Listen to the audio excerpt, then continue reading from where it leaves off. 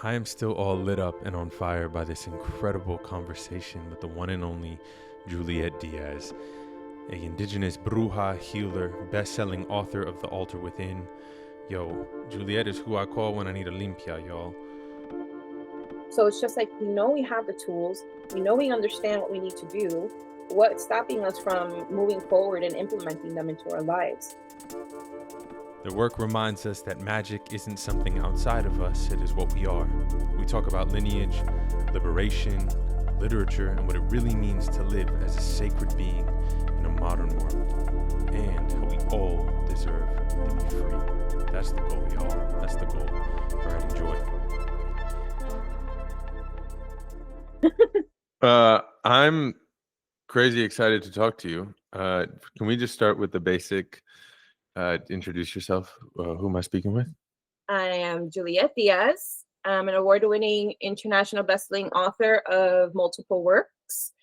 I'm a literary activist, and it's really important for me to identify as indigenous. So, hello, how are you? Tell me about literary activism. Well, I've done activism, organizing, mobilizing for years. It's been part of, life. But since 2023, with my activism and being involved with the Palestinian movement, there was so much going on, right? There's so many things that I was trying to fight for and resist and organize for, that it just ended up exhausting me. I just came to a place that I had to decide, what am I able to truly sustain in my life without, driving myself to the hospital over and over. So I have chronic illness. So that's something that I have to, remember. I'm 44. I'm not, like in my younger days, I was able to be out there all the time. So literary activism became my focus point, because if I looked at my work throughout the years, and what really moved me was the power to allow people to speak their truth and tell their stories. Ancestrally, writing and these books and our stories come from our ancestors, right? It's storytelling is ancestral. It's from the beginning of time. It's how we share our medicine and what's important in our culture, then pass it down, right? Yeah. So literary activism to me today looks like making room for more voices that are being sidelined to have space and to speak up, especially right now that books are being banned left and right. My book, before it even came out, the new one, I already have New Jersey trying to ban it. So I live in New Jersey. So it's okay. I have history with fighting against book bans, so I'm not too worried about taking that process or journey. So for me and the rest of my life, I just want to make sure that the truth is out there, that the people in generations to come know that we did resist. Let them know how we truly felt. Let them know that we fought, because you know how it plays out, right? Even with Taino, our stories were rewritten. It was a genocide through written word as well. So it's kind of what they do. It's the playbook, is erasing our voices, our experiences, and I want that to keep going. Why are so many questions? Why is your book a threat? Okay, so The Altar Within, this is the second edition. The first edition did really well, but because it came out before the live stream of Palestine. And I'm always going to root back, because what that moment in time when we saw the live stream changed me forever. As a person, a human, an activist, being more mindful and intentional about the work. And I feel like this mission and responsibility that we have on this earth and for our communities. So when I rewrote this book and I redid it, I took into account how therapists were using it, how people in the healing space were using it. And I took into account current events and the unlearning and the unveiling of everything that we're going through. So it's a book that's the groundwork for inner liberation and collective liberation. I'm merging both worlds together. There's nothing new when you separate it, right? We've always had our legends teach us about self-love and the importance of rest especially through revolutionary times, through movements, when there's hardships, right? And community care, all of that has always been out there. And then you have the collective of, you know, making sure that you're supporting one another, being out there doing the activism, showing up. And what was missing was that we weren't, because I belong to both spaces, I'm like, we need both together. We can't have activists just going out there and not having a lifestyle that sustains the energy and the overwhelm that goes into that kind of life. Where's the self-care? Where's the decolonial wellness in this? Where is the mindfulness that we have to take care of ourselves too? That's part of resistance. That's part of us fighting back, right? We need to keep ourselves healthy and so we can sustain this. And then you have the part where in spirituality and wellness, where everything was very much like individual, solitude, light and love, you know, stay positive all the time, or as much as possible. Don't get involved with activism because that brings down your energy, you know. It was just like there's a lot of missing spaces in those both worlds. And I believe because of the voices that I've listened throughout the years, in my communities with the elders especially, we need to have both. We need to merge spirituality, we need to merge the physical, and we need to merge the self and community. There's no way that we're going to get through this or sustain this fight if we don't do that. So how do we merge? We just practice them we practice them both. We don't spiritually bypass, we don't bypass reality. We start paying attention to our emotions, what they really mean, how they impact us, and also what's going out in the real world. How are we going to show up? And how are we able to sustain that in our personal lives? For me, it's more finding your rhythm in your life right now where you can try to live your best life, be in community, take care of yourself, and show up for others. It's just bringing it all together, right? It's reciprocity. Like in braiding sweetgrass, there's a big message about how nature works together and how we should be in relation with nature. So that's what I bring into this book, is being in good relation with yourself and with others. Being in good nature with yourself, does that mean, is it loving oneself? Is it being kind to oneself? Is it all of the above? Like, how do we be in good reciprocity with ourselves? Or if someone is like, am I in good reciprocity with myself? Yeah. How do they ask that question or see the symptoms? Yeah, well, it's more of the relationship that you have with yourself. You have to really sit with yourself and ask these hard questions. Like, what kind of relationship do I have with myself? Do I trust myself? Do I forgive myself? Do I understand myself?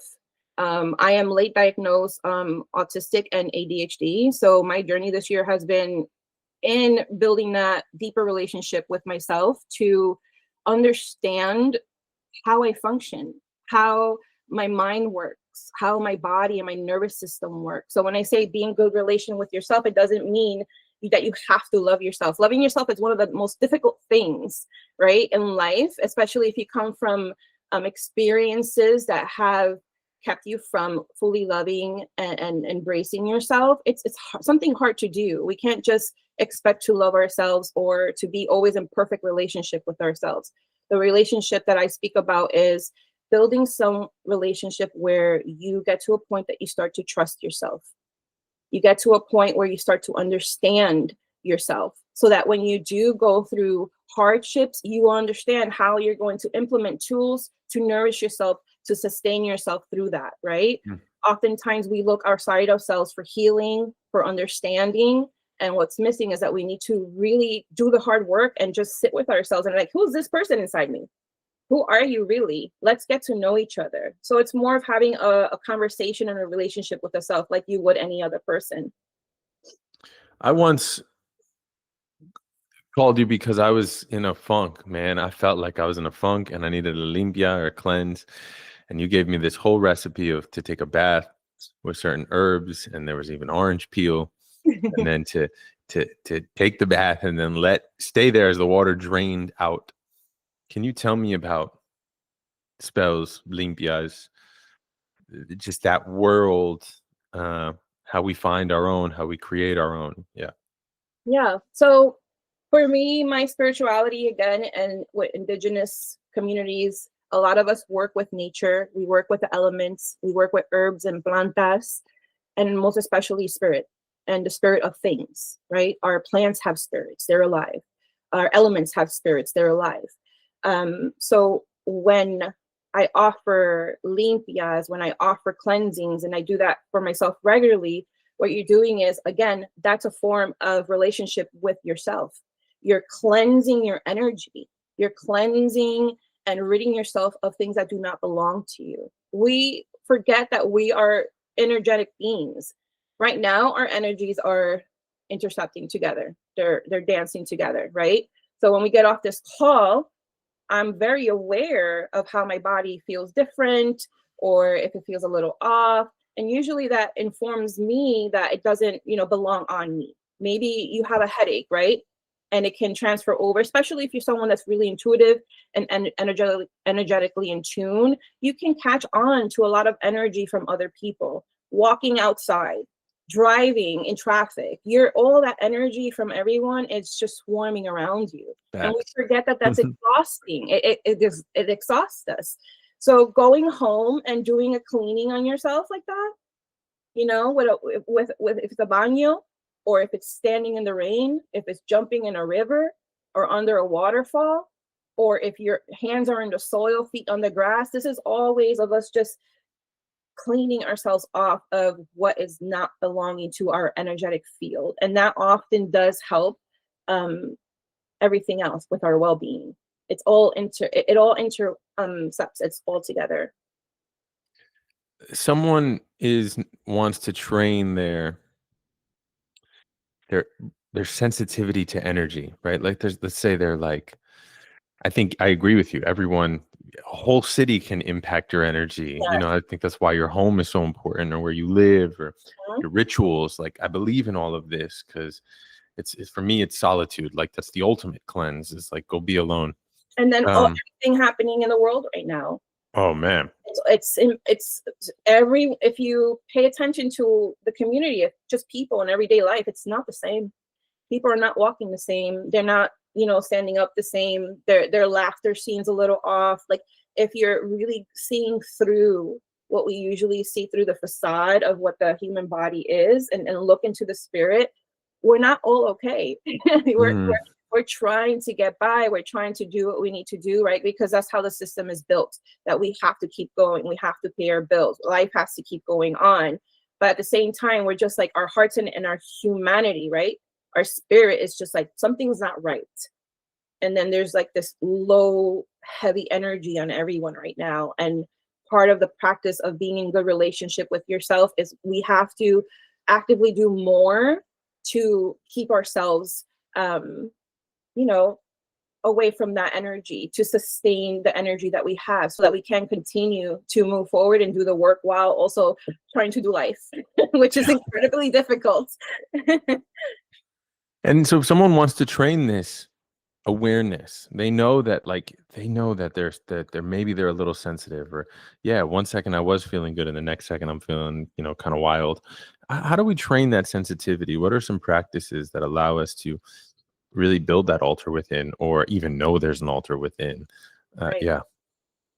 So for instance, in my book, what I speak about often is introspection. And it's just it's like the simplest thing, right, that someone can say, but that's truly what it is. It's really what it is. Meditation, what does that help you do? Go inside, right? Active meditation, gardening, walking, running, hiking, all of those things are active meditation. What does that help you do? Introspection. It's all really what it is. It's sitting with yourself and asking yourself the difficult questions, and looking within yourself and actually seeing what's in this universe. There's an inner universe. And when you start practicing presence, for instance, slowing down, being mindful and intentional of what you're doing, even if you're at work, typing.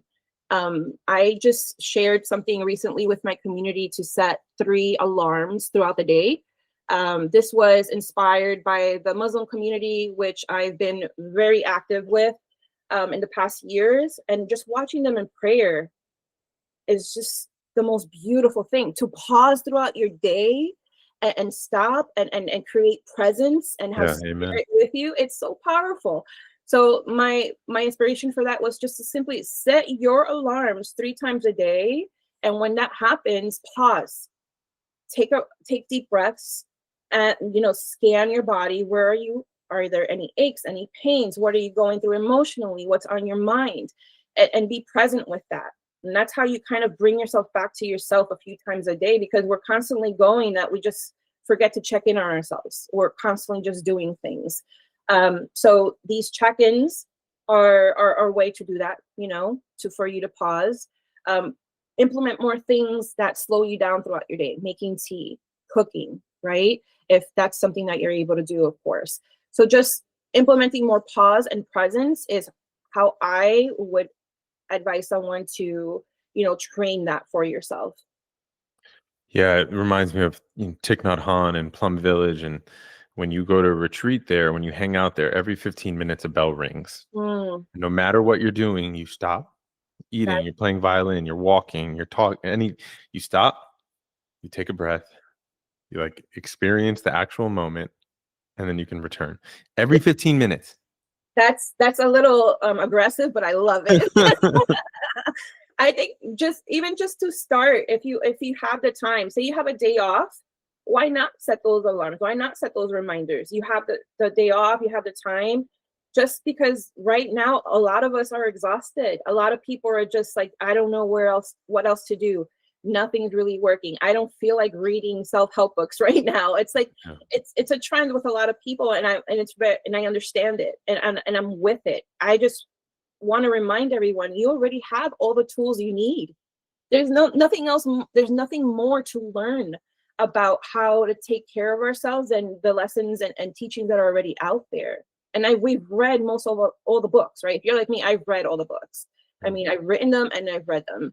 I take advice and I look into history, but it's just like we forget that we have all the tools that we need already for us to be okay, for us to come back into ourselves, into our inner world. The things that are outside of ourselves, unfortunately, with the way that the systems work and how life is, it forces us outward.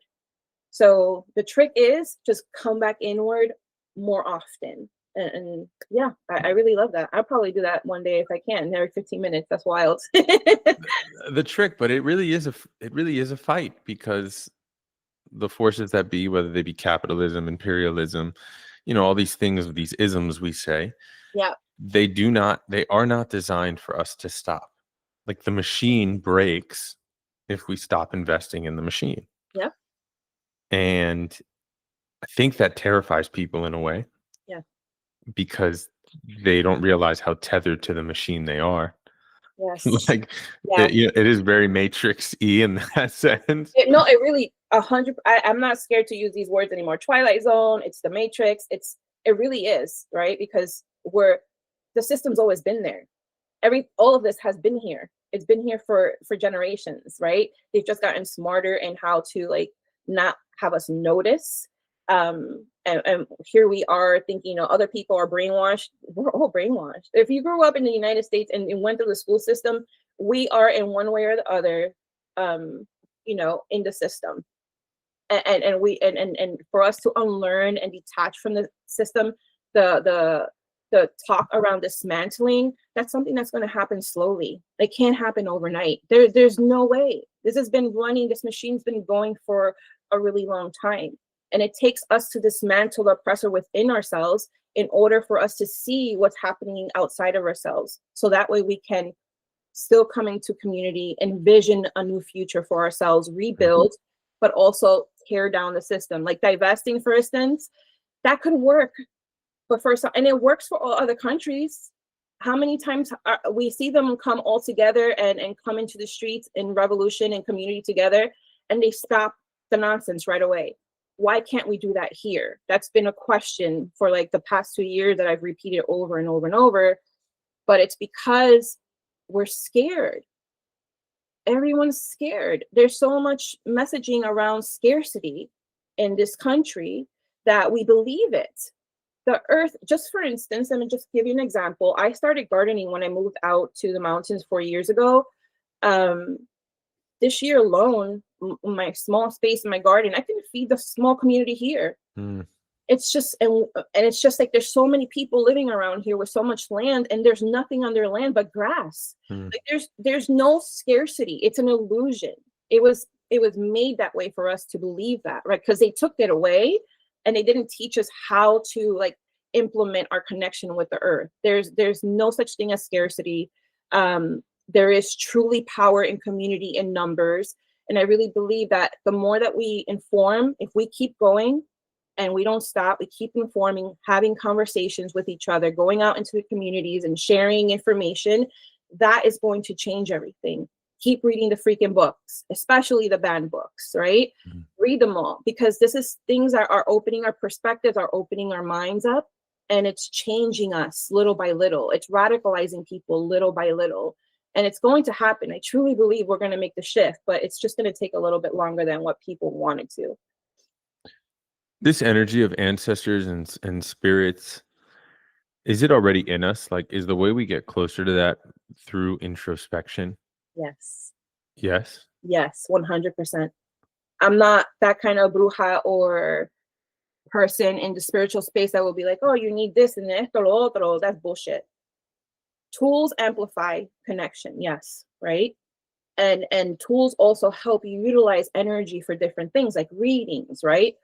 Pero your ancestors, you are your ancestors. It's just we really need to think about that. Our skin, our features, our blood, our bones, we come from our ancestry, and that is passed down through us. Just like the seasons continue in a cycle, right? Death and rebirth.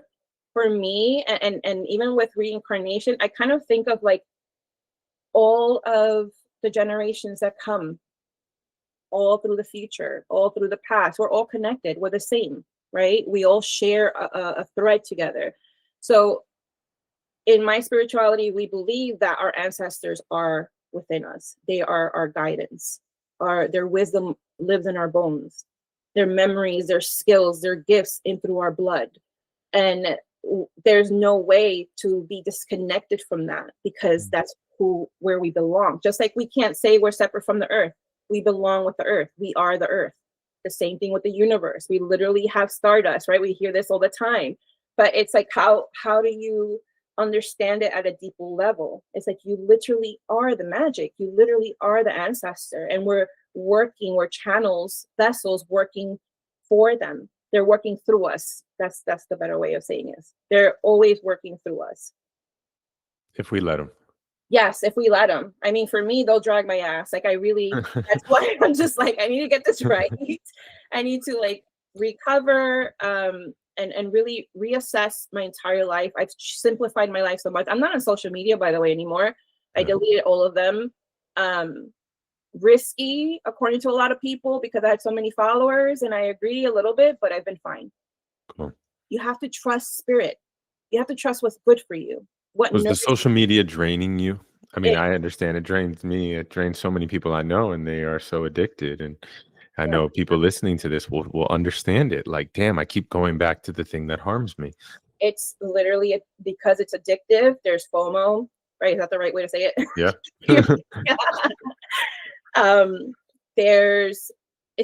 That's the world that we've known for so long. If you're like, I'm 44, I was born in 81. I went through all of social medias. AOL, remember AOL? So we're kind of been addicted to having some kind of social interaction online, and then having something new show up and shining in our faces, and we learn it and we build community there. Then it keeps changing all the way till Instagram, and Instagram is the one that lasted probably the most longest, if I'm not mistaken. Yep. But we're addicted. We're addicted to it, and it's not good for us. For me personally, I understand that there's people who have communities that are still working for them on there, and maybe they have a good relationship with their social media. But there are people who really do want to leave, and I've inspired a lot of people to leave because I've done it. I always advise, if you can, just leave. It was draining my creativity. I'm not a content creator. That's another thing. That there's different things I had to ask myself. Why the fuck am I on there? Mm. Like, why am I truly on social media? Is it nourishing me? It wasn't. There's no way that's going to nourish me. Um, it was very problematic. There was a lot of censoring going on for me, especially I couldn't even speak about what I wanted to speak on and share what I wanted to share. So why am I on that platform? What really did it for me was that Meta stole all my books, by the way, to train their AI system. So I'm part of the class lawsuit. And I'm not going to support people who steal works from artists and write like that's it's just it goes against my values. It's just it just did it for me. It's like there's no way I'm going to keep having them make money off my presence on there when they're harming so many people. Um, Mm. I landed on Substack. That's probably like I love it there. And if it's free, you're the product, right? That's what they say. You're the And product. I You're the love that. product. You're the engine. You're the one that feeds it. You're the one that makes them the money. Literally, you're the battery in the, yeah, you make the machine work. Yeah. If we all decided together collectively that we would just stop using Instagram, don't use it for a week, they're going to get the message. We need to remember that these things are supposed to work for us. We're not working for them. It's not free labor. And then on top of that, the amount of times you have to post just to be seen by people who actually follow you, stop. But Yeah. yes to me. Amen. Amen. And I want to tell people listening who I know go back and forth in this dance. Should I? Shouldn't I? I got to bounce, but I got to stay. But it's my calling card. It's people who are addicted come up with reasons to continue with their addiction all the time. Mm-hmm. That's like addiction 101. Yeah. You come up with excuses to keep feeding the addiction, to keep Something going back to the abuser. Yeah, something that helped me was replacing the feeling of wanting to reach for my phone. I purchased a light phone 3. I had a flip phone this summer at one point. I just tried everything to get off of my phone without the apps, but it was so addictive. My iPhone right now has no apps on it. So I still reach for it. And it's been what Mhm. I stopped, I think, early in May, and I'll still reach for my phone. I'm like, damn it. So what I've been doing, every time I feel the urge to reach for my phone, I take deep breaths. I pause, take 3 deep breaths, or I get my butt up and I walk straight outside my door. I look around, look at the trees. I come back inside. So I kind of do things to redirect my attention to something else. Hydrating has been really helpful. I don't know why that's a thing for me, but even just going to drink water releases me from that stress. Something that Well, I it connects you to the earth again, like That's something true. miraculous. Get up and do a little dance, shake your arms, just move yourself around, because a lot of times when you are trying to reach for your social media, it's that dopamine, right, that you're looking for, or it's something that your brain is wanting a distraction. Maybe you're not fully present in the moment of what you're doing when that urge is coming. So do things that are going to fully root you in that moment. And it can be simple things, like I said, like maybe just drinking a glass of water, getting up and shaking it off and things like that. And keep your phone away from you. Like I just don't want it most of the time. I lead this weekly Dharma group, and one of the members said something so, oof, it shook me, still shakes me. And they said, I can't stop thinking about all the things I cling to just to remind myself that I'm worthy. Wow. And Say that again. Say that again. I can't stop thinking about all the things I cling to just to remind myself I'm worthy. Mm, And this action of going for the phone, please tell me I have a notification. mhm. Please tell me I'm worthy. Please tell me I was texted. Please tell me I was emailed. Please tell me someone liked something. Yeah, Please give me something that reminds me I'm alive. right. I'm worthy of this life. I really believe it comes down to this super, super basic level. Like, please tell me I'm worthy. I was going through an old electronics box, and there was this old iPhone in there. And I was like, oh, I'm not going to throw this out. I'm getting rid of a bunch of stuff. And I was like, I'm not going to throw this out because this would be great for auditions. Like it's cool. Like my phone is pink, so Oh, it can be a yeah. little distracting in auditions. Like this one's like clean, and it's dead. It's been dead for years. It's not it's in my pocket. And later in the day, I'm doing a bunch of cleanup in the garage. Later in the day, I go in my pocket and I check the dead phone. Wow. And I was like, oh my God, this is what's been conditioned in us. This Yes. was just yesterday. Man, like this is how we have been conditioned. If there is a device on you, you must check it. Yep. I don't wear watches. I haven't worn watches in 30 years because I used to be addicted to checking my watch all the time. And I remember the moment I stopped was I was out with some girlfriends and I would, I guess, not paying attention. I would check my watch and one of my girlfriends was like, "Are you in a rush? Is there something?" I'm like, "Oh my God." I'm like, I had Mm. no idea. It's just whatever we have on us does impact the way that we respond to these devices. It's like programming. We're so used to it for so many years that it's just a natural um, thing that we do. But just like the books that tell you, or the practices that tell you that you can rewire and retrain your brain, that's kind of what we're doing when we're unplugging from social media. It's not going to be simple for everyone. We have to implement practices that are going to help us create a new path for ourselves, rewire our brain not to want to reach for it. So the shame around that, it's something that we need to learn how to have more grace and no shame around, to have Mm. more compassion, because this is just a way of life that we've been used to. And unlearning is not something that's simple. It's going to take a little bit of time, but don't give up on it. So this has come up a few times. Time. It takes time. The dismantling takes time. Your activism, you're like, it takes time and energy. And so I choose this, so it protects me.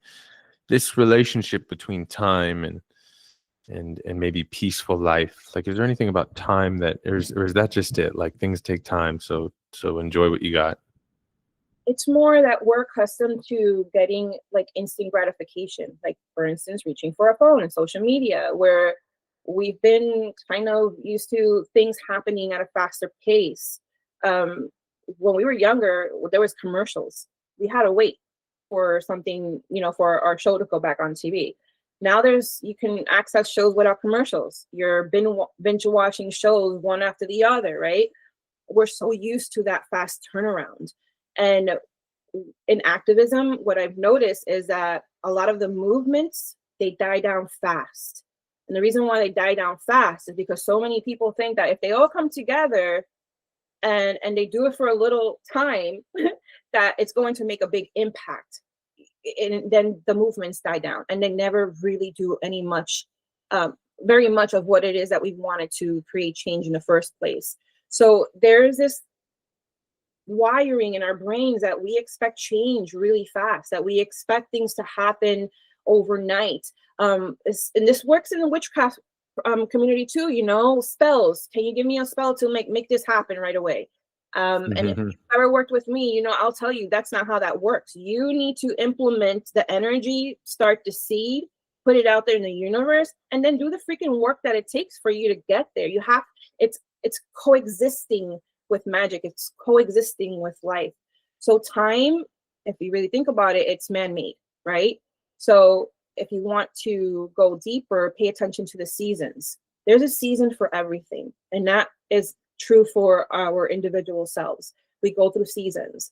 I like to align my life as much as possible to the seasons because it helps me recover, reset, helps with introspection. It helps me learn when I'm most creative. For instance, in the summer, winter, I'm gone in the cave. Don't even try to reach me. I'm resting for like a bear. No creating, no writing, just so I can give myself the space to heal and give myself space for introspection. So the same thing with time and just expecting things is we need to remember that slower is better. Slow gives us time to be present with what's happening. And it also gives us time to learn lessons along the way. None of us are expert as what's happening here. None of us know what next steps to take. We're all trying to figure this out together, right?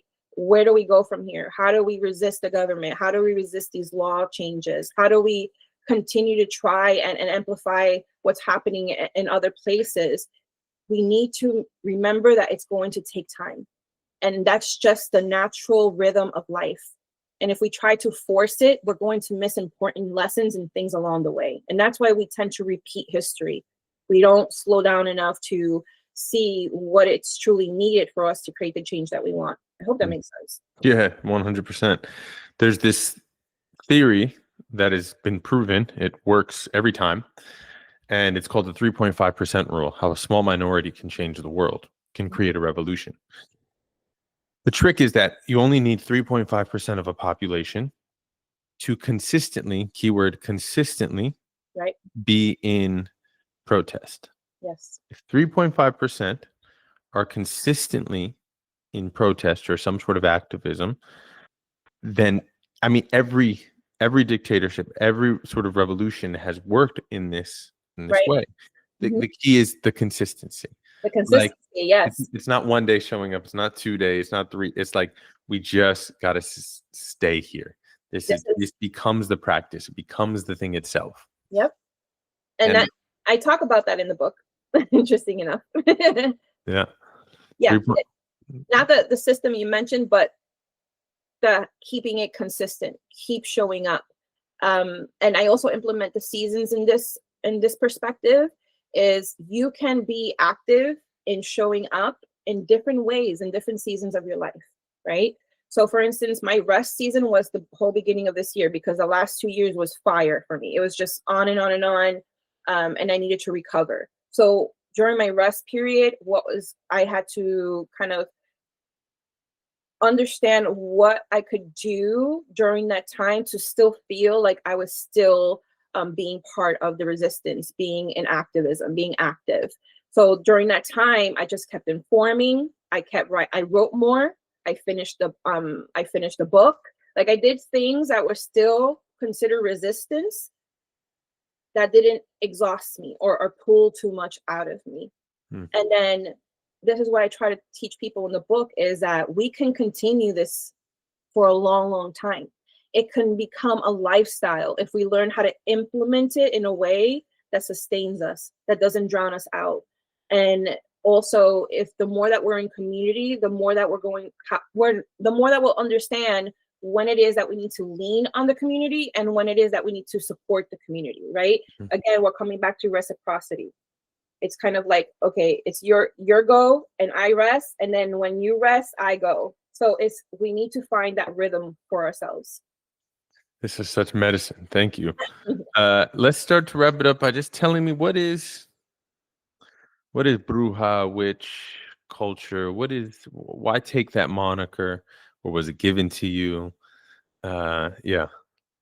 So I'm bruja. Like the witch came when I went to publishing, right? The only way to inform what a bruja is in the literary world, in like the English language, is translating it into English, right? So witch became like something that identified me for a really long time. But then slowly I started reclaiming it and just being like, I'm bruja, I'm indigenous. I'm actually a bohique, which is an indigenous healer for my tribe. So for me, being a bruja is a lot different than what it would be in English, in that culture, in those practices, when you call someone a witch. And I'm okay with the word witch, it's fine. It's just that it's very different for us because we're called for this. Where this is given to us. The community chooses this, right? So I was chosen not just by my ancestors as the Bejique, by my community as a bruja. The person, it just started happening. People start coming to you in your community for advice. You know when that responsibility is within you, because you just attract the people who need that support.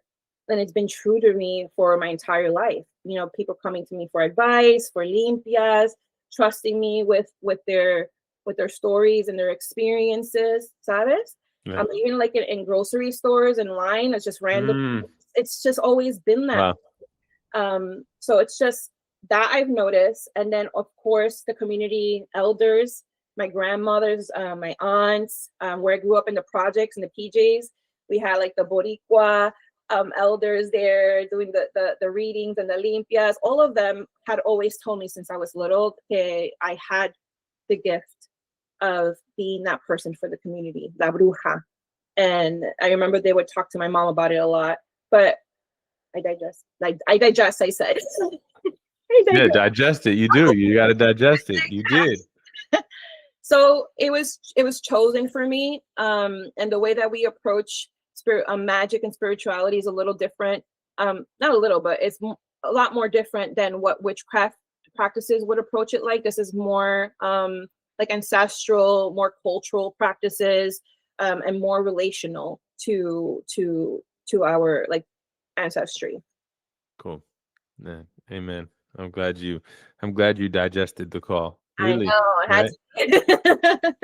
to. There's my prayer lately has been, you know, to me, I make a lot of my prayers to the Buddha specifically, and I say, Lord Buddha, like, may I have the things needed in order to be a liberating force. But then the second part of that is, may I be able to receive them. You know, Lord Buddha says you have them, but then I need to digest them. I need to receive them. Yes, You know, yes, may I be able to see them, hear them, actually use what you've already given me, yes. um, to I be think this liberating force. Yeah. that was meant to be said. Those words were meant to be said because Right. I think it's a realization. That's the thing, right? When you are forced into deep introspection, when the world is this heavy and scary, you start to really question everything, and even more than you ever have at a deeper level, and questioning things about yourself. So it's just like, we know we have the tools, we know we understand what we need to do. What's stopping us from moving forward and implementing them into our lives? And it's, you really need to digest that information. You need to understand that it's within you, and the only thing standing in our ways is ourselves.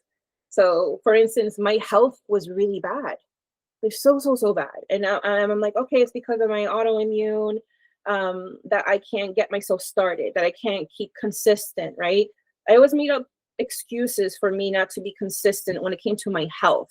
And it's really odd because I put everybody's health first, and Mhm. their wellness and their care. And not that I was treating myself bad, and absolutely not. It's just that I know I can do better. I knew I can nourish and care for myself a lot better. It was always in there, that feeling. And it wasn't until just recently that it just kind of like, I digested that. It's like, the only thing that's keeping me from really truly taking care and loving up on myself the way I should be is myself. Mm. And I've just made that shift. It's just kind of like connected. But those words are really powerful. I think that words for me, the reason why I write is because of moments like this. It can help someone shift and grab that clarity. And that's sometimes that's all it takes. And that's why it's so important to be in community during these times, because we can be in a void, in a deep void within ourselves, with everything that's happening, the uncertainty, the fear, the worry. But when we're in community, the words, the energy, their medicine, the communication, the conversations, just being present with others, it just really helps us kind of like readjust our perspectives. Words are spells in your mouth. Yes, they are. Right? You speak in order to change something. What words are you speaking? What spells are you casting? Yes. Like, be intentional. I want to be more intentional. I want to speak less about things that don't matter, and speak more Mm. out Amen. truth, Yeah. because I'm not just giving it out, like you said, receiving. That part stuck with me. I need to learn how to receive more. If I don't learn how to receive, then am I actually giving Yeah. fully? Am I? Mm. Like, Yeah. really think about it. If you're not receiving and filling yourself, what are you giving? You're constantly half empty. It's like survival mode over and over and over. Spiritually, we can be in survival mode, and that's how I feel a lot of us are. So fill your cup, and you'll be able to give more. You receive, and then you'll be able to give more. It's just like this beautiful flow, almost like the seasons, maybe, right? Flow is, I was thinking about generosity, and that one of the ultimate ways to be generous is in the Dharma, they say generosity is the very first perfection. Mm, It's the very first. But that the ultimate form of generosity is one that lets go generously. wow. So it receives generously and it lets go generously. And so everything just sort of passes through you and out of you. It's just like this constant flow. Beautiful. Yes. I feel that in those words. That's really beautiful. Tell me, where did I find that? I I'll never send it. I've I'll never send it looked, to you.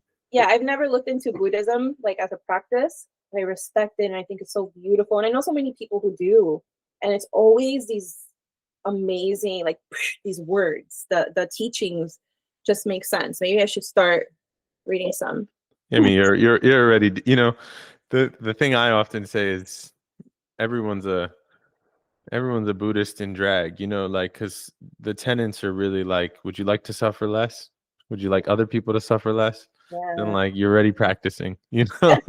No, that makes sense. Like that's it.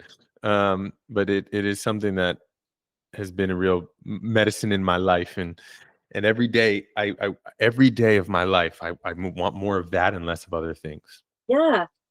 Yes. And that's and what, that scares me a little. yeah, it's, you know why? Because you're getting closer to your power, dude. Yeah. That's why you're getting closer to your power. And that's what I feel for myself. Because that shift, that when I say I was radicalized, that was happening in Palestine, um, that's what it was. It was like, wow, like I have the potential to really show up, to do more, right? Than what I was doing. I kind of was half asleep before this and I didn't even realize it. But when you get closer to your truth and to your that inner power, your potential, when you start to understand how it works, and then manifestation just flows. It just flows because you understand how your mechanisms and your body and your spirit work together, right? That's really what it's all about. It's finding that space within you that really clicks everything into place for you. And we have to like just walk through it. And I know it's like so easy to say, I haven't walked through it yet. I'm like, but I know I'm right there. It's like this feeling, like this pull, like you understand that it's there, like you just have to cross it. But again, give it time. It's gonna happen. It really is. Because Yeah. sometimes it's not us. Sometimes it's not us. Sometimes we've done what we need to do to get to here, and we're ready. Because I'm ready. I'm sure you're ready. I know you are. But then we're probably waiting for something else to either activate or embed that or really give that understanding to ourselves. I hope I don't sound like a weirdo, but for me, it makes sense. No, it's the best. It's the best. It's You know, not. it's called channeling when you get messages, and then that's kind of how I feel. I feel like there's going to be something, that a wave that will rush through us that will finally give us that last step through the veil that needs to happen. It's going to happen. I am so with you. My mantra has been, I know I have the power to love everybody. Yes.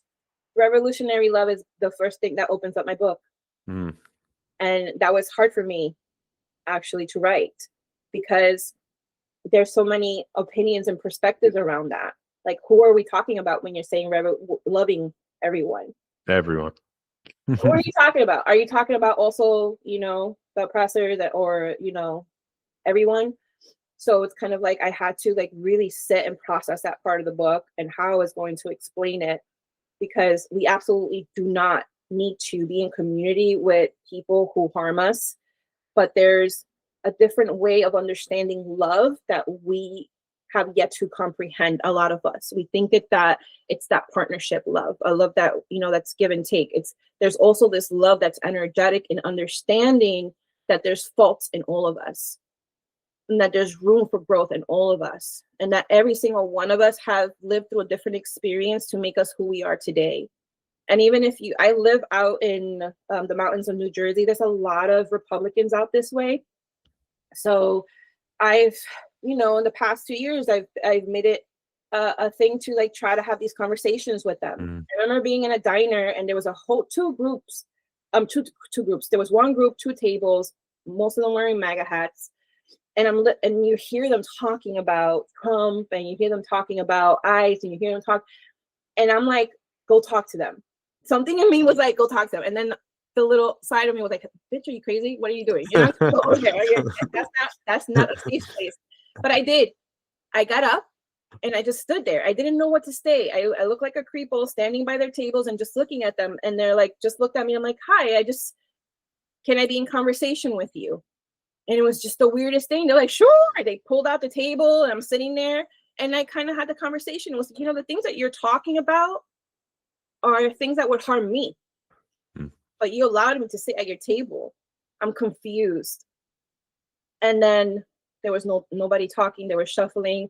I'm like, no, for real, let's have a conversation about this. I really want to know and understand why you just welcomed me to your table, but then your language says that you dislike me, people like me. So we started having conversation around that. And let me tell you that most of the time I've had these conversations, it had nothing to do with them not liking me or people like me. It was more about fear, uncertainty about their lives. How am I going to pay for my family's food on the table? I'm going to lose my job. I can't afford healthcare. And I'm like, guess what, buddy? The same shit for us. It's the same thing. Like, we understand that we're not all the same. We all have different privilege and there's different, things that separate us. But at the root of it, we all want what? Love, safety, community, but feeling like we belong and feeling like we can be of service. The government knows how to strip all of that shit from us, and that's what it's done throughout the generations. It keeps stripping that away from us, and it keeps putting us in places that we have to determine on them.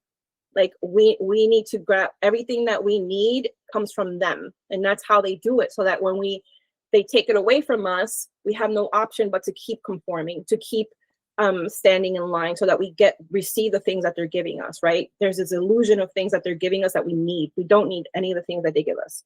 We don't. We can take that power into our own hands and create that for ourselves. And that's where time is going to allow for us to have these conversations and realize that deep down, we all really want this and safety. We all want to feel safe. And that's real. That's real talk. And if you've been doing this work for a real long time, and then that's something that you ignore, then are you actually doing the work of liberation? Because the work of liberation, if I recall, is that everyone needs to be liberated. Everyone. So if we start treating other people like they treat us, are we truly making a difference? Or are we just reinventing the wheel? So it's hard questions. Introspection, again, going back to that's what's going to solve this. It's the introspection. It's having these conversations, it's being honest. And if you don't agree with me, you need to tell me. I would love for you to tell me. And that's how we need to approach life with our friendships and with people that we meet. Allow them to push back so that, you know what, you learn about their perspective and then you adjust. And then, you never know what that may grow. The seed needs to be that we need to trust each other enough to be real with each other. If not, don't even talk to me, because it's just going to be fake. Generous, loving conflict and conversation. We are all deserving of liberation. Yeah. This is great. I cannot wait for people to hear this. I'm so grateful. I'm so energized. I feel radicalized. I feel energy. I feel charged. I feel all these things. Any last words for the people? Any last things you want to say? Anything you want to ask? Anything before as we wrap up? I do. Free Palestine, free Sudan, free Congo, free Cuba, Borinquen, Puerto Rico, Hawaii. And never forget that that's the goal. That freeing ourselves is the goal. That's where we want to reach. Let all the noise fall away. Let all the scary things fall away and continue to come together and find ways to build community so that we can push forward and really truly build this world that we're all trying to envision, because it's there. It's possible. It truly, really is. Never forget. Thank you very much. Love you. I appreciate it. So grateful. So much. It's always good medicine to be in community with you. You're amazing. Thank you. That's our time. I know you loved it because I still love it. Tell me you're not lit up. Send us any comments, ideas, curiosities, limpias to brownenoughproductions@gmail.com, and I will talk to you soon. Peace.